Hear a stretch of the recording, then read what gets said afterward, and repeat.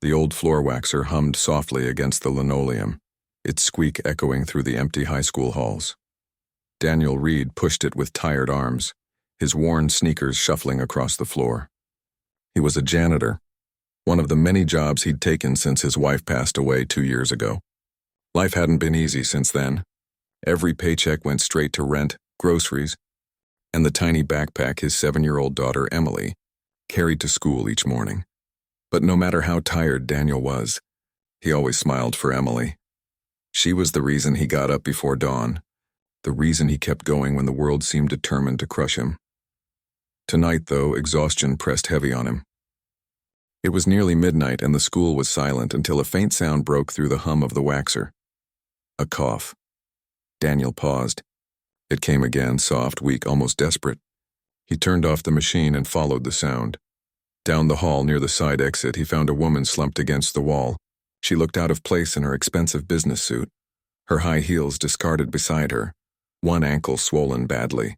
Her breathing was shallow, her face pale. "Ma'am, are you okay?" Daniel asked, dropping the mop handle and rushing to her side. She tried to wave him off, whispering, "I just need a moment." But Daniel could see she was in real pain. Without hesitation, he crouched down. "You need help. Come on, lean on me." The woman shook her head. "I don't want to cause trouble." Daniel gave a small smile. "Ma'am, I mop up after football games. Trouble's my middle name. Let's get you to a hospital." He helped her up, supporting her weight as she winced in pain. Just then, the night supervisor walked in, stern, arms crossed, glaring. "Reed." The supervisor barked. "What are you doing? You're abandoning your post." "She's hurt," Daniel explained quickly. "I'm taking her to the ER. Not your job. Call security. Get back to work." But Daniel looked at the woman, her trembling hands, the sweat on her forehead, and knew he couldn't just stand by. He tightened his grip on her and whispered, "Come on. I've got you." The supervisor's voice thundered behind them. "Reed, if you walk out that door, you're finished." Daniel hesitated for only a heartbeat, then shook his head. Some things matter more than floors. He led her out into the cool night air, half carrying her to his old car. The ride to the hospital was quiet, her eyes closed as she fought back pain. At the ER, Daniel filled out her forms when her hands shook too much to write. He waited until the doctors assured him she would be fine, then slipped away. He didn't even ask her name. The next morning, Daniel showed up for his shift only to find his locker emptied. The supervisor's voice was cold. "You're done here. Don't come back." Daniel walked out with his lunchbox in hand, trying to figure out how to explain it to Emily. That night, he sat at their tiny kitchen table, head in his hands, while Emily colored with broken crayons. She looked up at him, her big brown eyes full of concern. "Daddy, are you sad?" she asked softly. Daniel forced a smile. "Just tired, sweetheart." But Emily crawled into his lap, wrapping her little arms around his neck. "It's okay. You always tell me, good people get good things back." Her words cut straight through his despair. He kissed the top of her head, whispering, "I hope you're right." 2 days later, there was a knock at their door. Daniel opened it to find the same woman from the school, standing tall now, her ankle wrapped but healing. She looked very different in the daylight, confident, graceful, with eyes that seemed to carry both kindness and authority. "I'm sorry to come unannounced," she said softly. "But I owed you a thank you." Daniel blinked in surprise. "You found me?" She smiled. "I had to. I never even told you my name.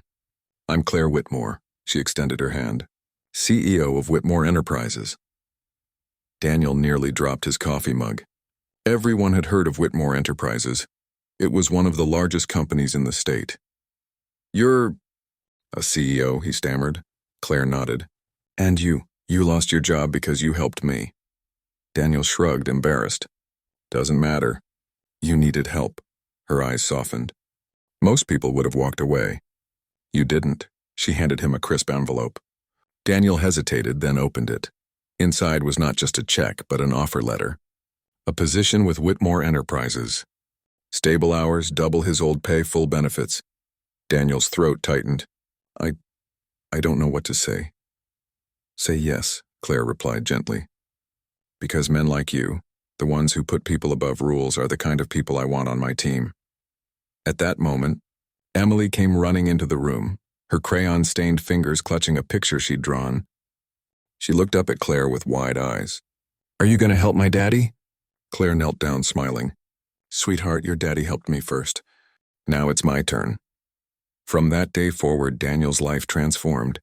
He worked in facilities management at Whitmore Enterprises, where his compassion and work ethic quickly earned him respect. Emily thrived, finally able to go to the dance classes she'd always dreamed of.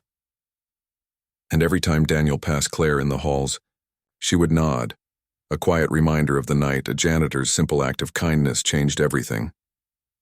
The lesson lingered long after the story was told. Sometimes, the world tells us to follow rules, to keep our heads down, to protect ourselves first.